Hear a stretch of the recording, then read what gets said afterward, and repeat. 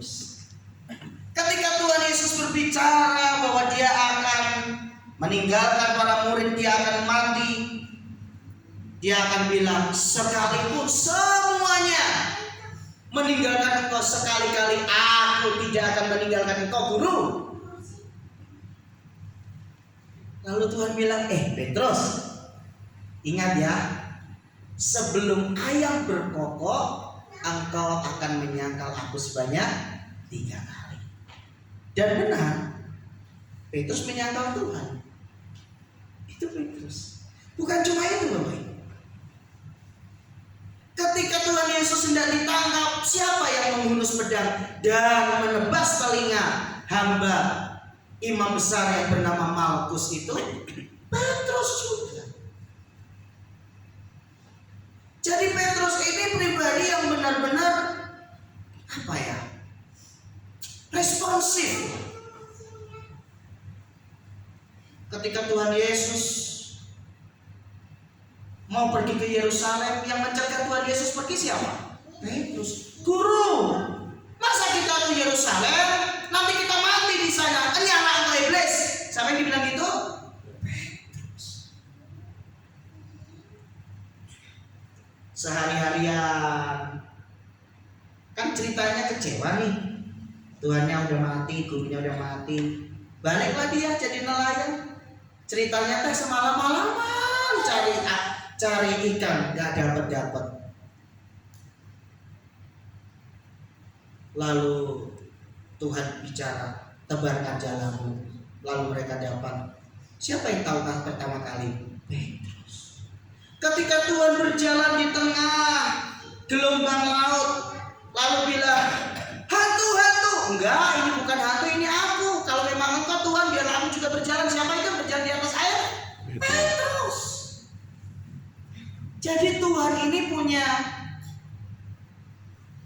kenangan sangat banyak dengan Petrus ini. Makanya perhatikan baik-baik, peristiwa Pentakosta mengubah Petrus yang penakut itu menjadi seorang Petrus yang pemberani.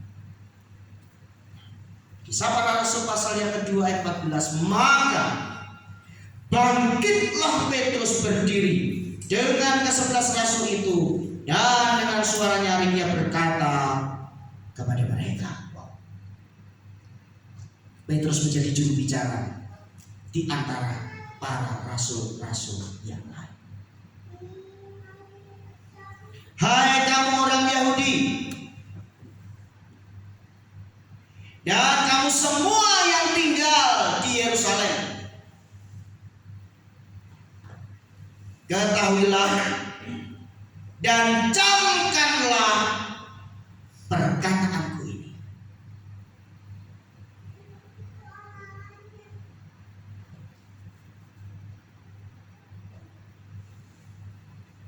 Orang yang dipenuhi oleh Roh Kudus, dia berani tampil di tengah-tengah ketidakbenaran untuk menyuarakan kebenaran. Amin. Dia datang dan menyampaikan kebenaran dari nyinyiran orang-orang yang menyindir dan memfitnah para rasul dan pengikut Kristus yang sedang dilawan oleh Roh Kudus. Orang-orang ini, apa Bapak Ibu? Tidak mabuk seperti yang kamu sangka, karena hari baru pukul 9. Masih pagi masa mabuk. Tetapi itulah yang difirmankan Allah dengan perantara Nabi Yoel akan terjadi pada hari-hari terakhir. Demikianlah firman Allah, bahwa aku akan mencurahkan rohku ke atas semua manusia. Katakan amin bersama dengan saya. 1, 2, 3. Amin. Hari ini adalah hari-hari yang terakhir. Amin. Amin. Bapak Ibu sedang dilawat oleh Roh Allah dengan luar biasa. Apa yang terjadi? Maka anak-anakmu laki-laki dan perempuan, apa Bapak Ibu? Akan bernubuat. Wow, dahsyat. Apa akan membuat peristiwa yang jauh akan terjadi, tetapi Tuhan bisa memberitahukan terlebih dahulu. Dahsyat bukan? Betapa indahnya ketika kita semua sedang menyembah Tuhan, tampil seseorang dalam hadirat Tuhan menyampaikan nubuat. Tuhan kerjakan ini, Tuhan lakukan ini, dan pasti terjadi karena bukan dibuat-buat, tetapi karena Tuhan yang berbicara. Dan teruna-terunamu, berbicara tentang anak-anak muda,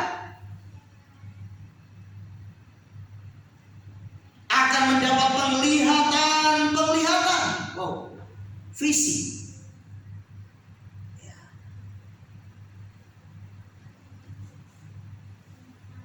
Visi gereja kita apa? Amanat aku.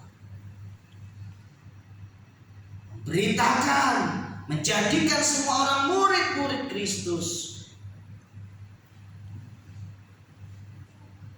Haleluya.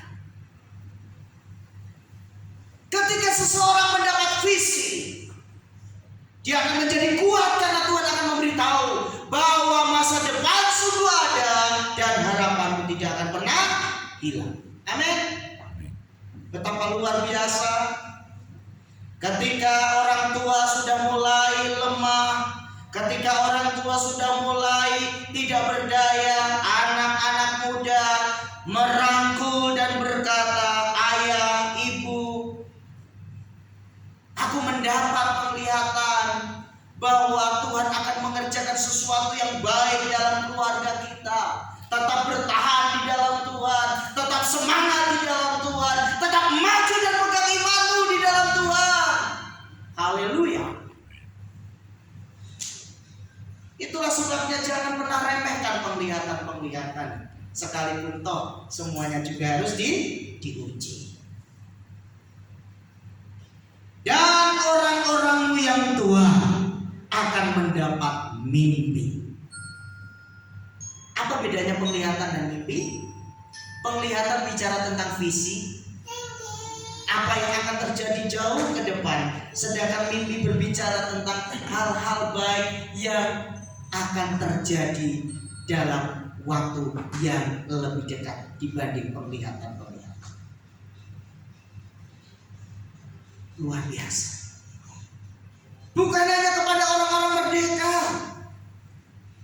juga ke atas hamba-hambaku laki-laki dan perempuan akan kucurahkan rohku pada hari-hari itu, dan mereka akan bernubuat.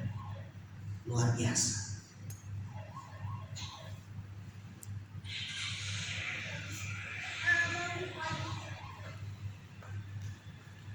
Apa yang Tuhan akan kerjakan di akhir zaman ini? Mari kita baca bersama-sama ayat yang ke-19. 3, 2, 1.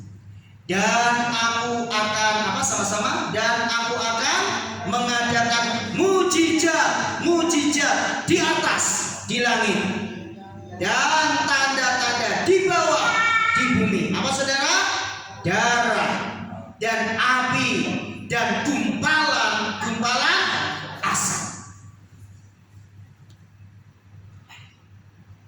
Ayat 20 sama-sama. Ini berbicara tentang eskatologi, pelajaran tentang akhir zaman nanti. 3, 2, 1. Maka hari akan berubah menjadi gelap gulita, dan bulan menjadi darah sebelum datangnya hari Tuhan, hari yang besar dan mulia itu. Terima kasih. Kita semua bangkit berdiri di ayat 21 karena ini sangat penting ya. Kita semua bangkit berdiri. Ayat 21 kita baca sama-sama pada hitungan yang ketiga.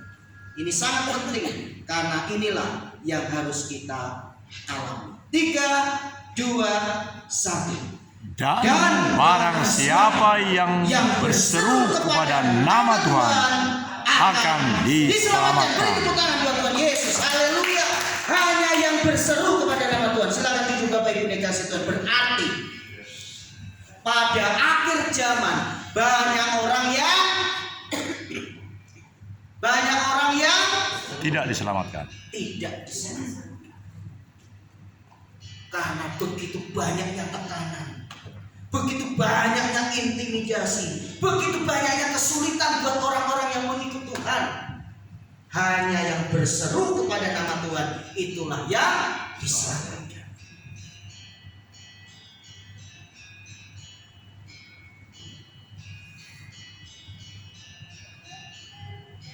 5 menit ke depan saya akan berbicara sesuatu yang sangat tidak menyenangkan buat telinga kita, tapi harus saya sampaikan karena ini kebenaran. Mengikut Tuhan Yesus itu tidak mudah, katakan amin. Amin. Mengikut Tuhan Yesus itu dikatakan harus sangkal diri, pikul salib. Artinya adalah kita harus berjuang untuk mendapatkan perkenanan Tuhan. Itulah sebabnya Bapak Ibu yang dikasih Tuhan, jangan suka khotbah-khotbah yang meninam-bobokkan telinga kita. Khotbah-khotbah yang hanya bicara tentang berkat, kesembuhan, hal-hal yang menarik, tetapi juga tentang bagaimana kita harus bertahan dengan iman kita manakala peristiwa-peristiwa sulit itu terjadi.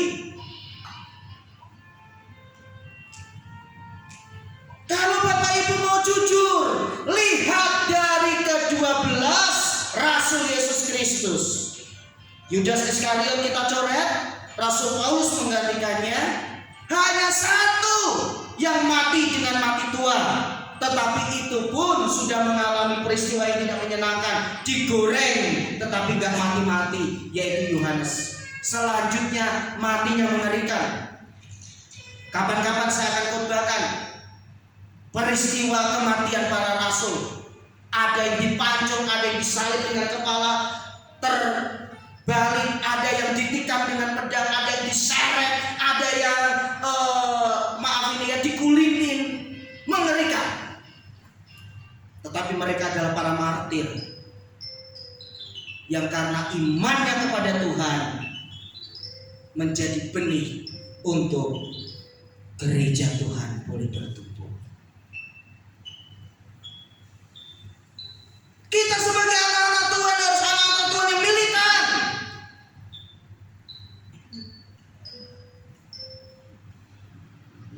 Kisah seputar salib bagian yang ketiga saya katakan, ketika saudara berdoa tetapi belum terjadi apa-apa, masihkah saudara percaya bahwa Tuhan sanggup menolongmu? Kita harus sampai pada iman yang seperti itu.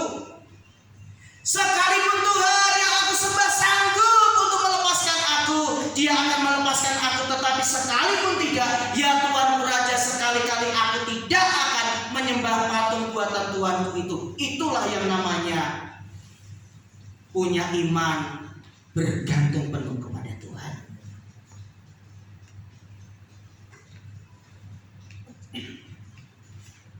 Saya akhiri firman Tuhan dengan kisah para rasul pasal yang kedua ayat 21 tadi. Dan barang siapa yang berseru kepada nama Tuhan akan diselamatkan.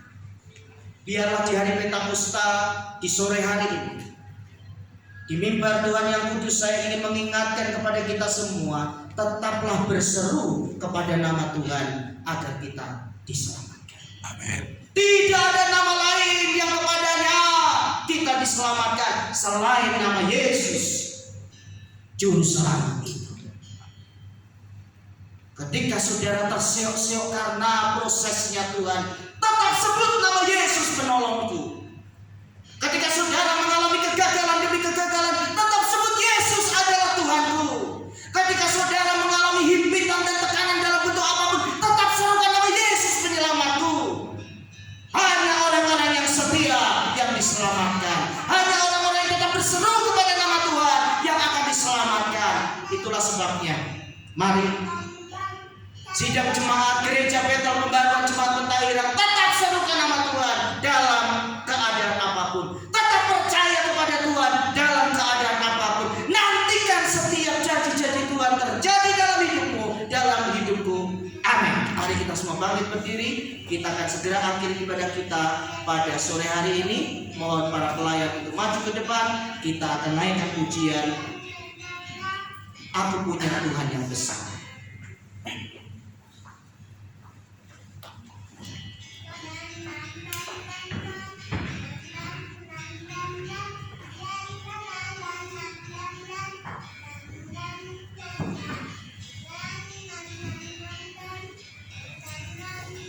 Bu Nina boleh lanjut, masih ada sambungan di sini.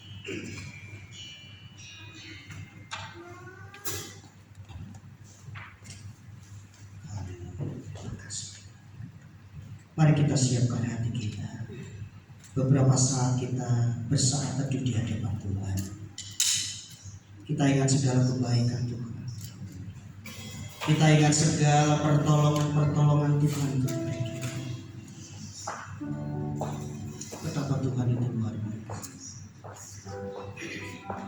Aku punya Tuhan yang besar, yang telah berjanji dan sanggup menggenapi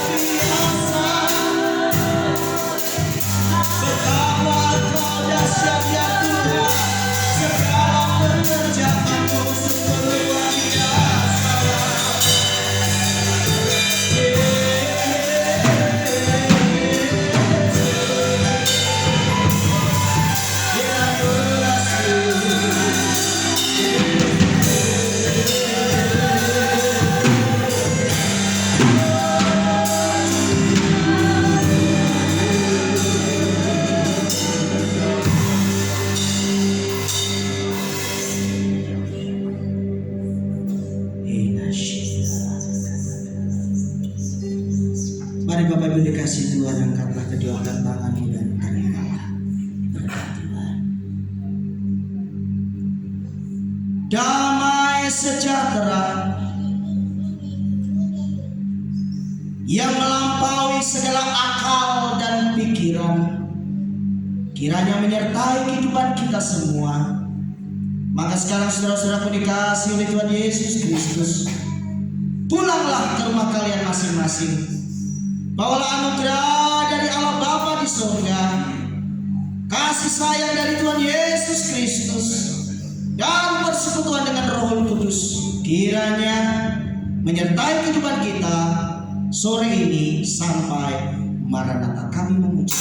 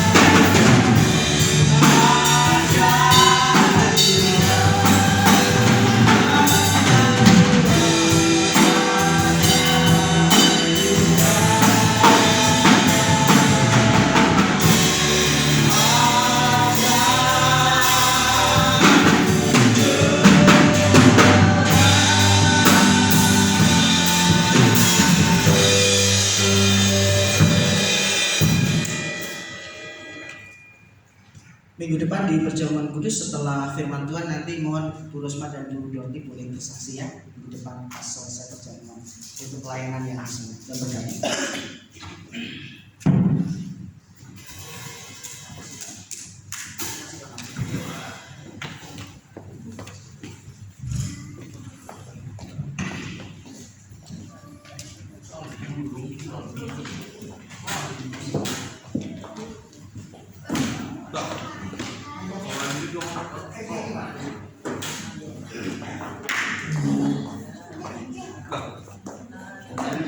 Semangat itu, rajin terus.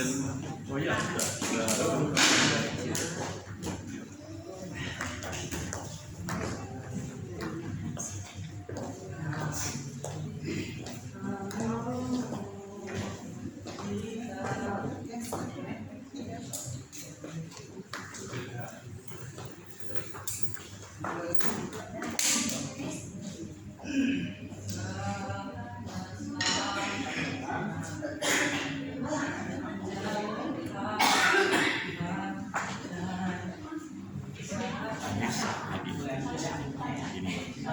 bagian akhir dari program rumah di gereja. Jumpa lagi hari Minggu depan.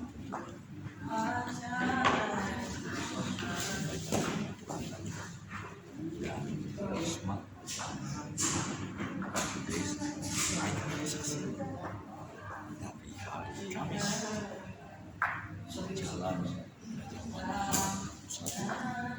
pukul 10 mati kembali ibadah pentahiran dosa karena kita dilahirkan dua sekutu terus nantikan terus segala yang baik yang kami berikan bukan hanya di karakter Indonesia yang individu sekaligus tapi dalam 9 channel kami pekerjaan bukan karena kita menanti-nantikan uang dari itu, tapi karena kita sudah memiliki segala sesuatu dan kami bisa sampaikan di 9 channel. Shalom, Tuhan memberkati. Dari Rumah Tuhan, Gereja Bethel Pembaruan Jemaat Pelahiran, Jalan Elang nomor 17. Sampai jumpa.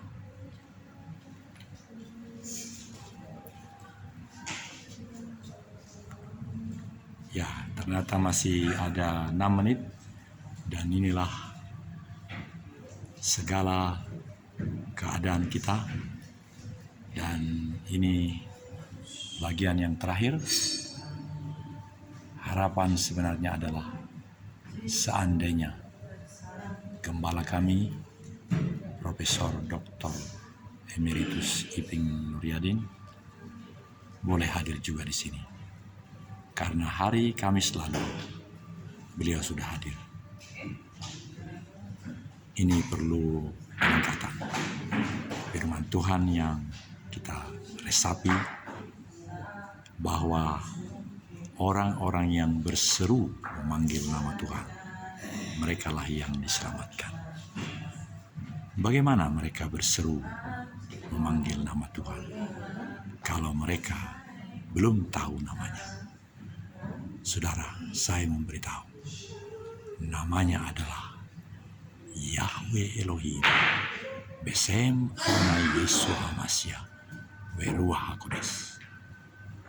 Dia mau dipanggil dengan nama itu. Karena itu kami tawarkan, panggillah namanya. Jangan ragu, karena hanya itu yang membuat keselamatan, yang membuat engkau memiliki segalanya dalam kehidupan ini. Dan saudara, program ini sebagaimana yang telah biasa, ini bisa menjadi 60 menit, 60 detik, 1 menit, biasanya di awal, dan kemudian setelah di-upload itu bisa dibuat remix. Remixnya adalah 15 detik dan itu bisa di mana saja. Teknologi sangat canggih sehingga saya merasakan memang inilah yang harus terjadi, karena memang ini harus dimiliki oleh setiap orang, dan ini lebih-lebih untuk menyampaikan kemuliaan Tuhan melalui media ini. Saudara, nantikan terus perjalanan pelayanan PT Wijari Jarum Watutau dan PT Wijawa Nusantara Fitness Oslo. Kami terus melayani karena kami percaya apa yang kami lakukan adalah memang bagian untuk tetap memiliki keselamatan itu. Keselamatan itu harus dilakukan, harus diuji, bahkan harus diserukan. Bagian akhir penekanan tadi adalah bahwa orang yang berseru memanggil nama Tuhan, mereka yang diselamatkan. Ditanyakan tadi, ada banyak orang yang tidak diselamatkan karena mereka tidak berseru kepada Tuhan. Bahkan mereka tidak tahu, tidak punya karunia untuk mengetahui nama Tuhan itu.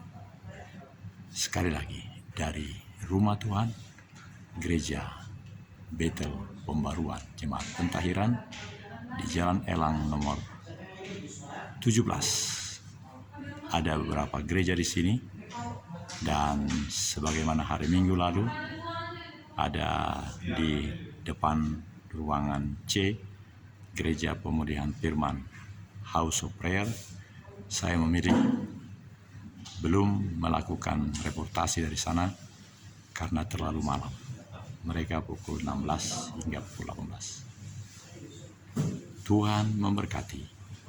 Berkat-Nya melimpah-limpah dalam hidup kita, karena Dia memberikan hidupnya untuk kita. Dan karena itu, hidup yang telah diberikan itulah yang menjadi harus kita miliki dan harus kita lakukan. Akan tiba saatnya pada zaman akhir itu,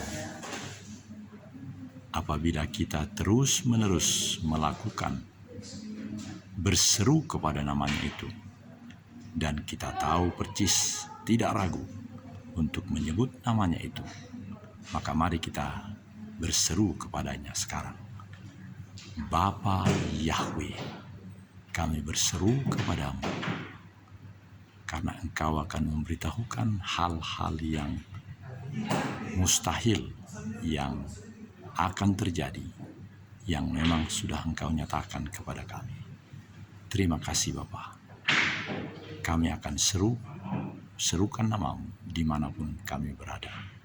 Sepanjang napas ini masih ada, kami akan serukan supaya anugerah ini menjadi milik kami dan menjadi milik semua orang, meskipun ini belum bisa dirasakan anugerah ini oleh siapapun. Kemuliaan hanya bagimu ya Bapa Yahweh. Haleluya, haleluya. Puji Yahweh, puji Yahweh.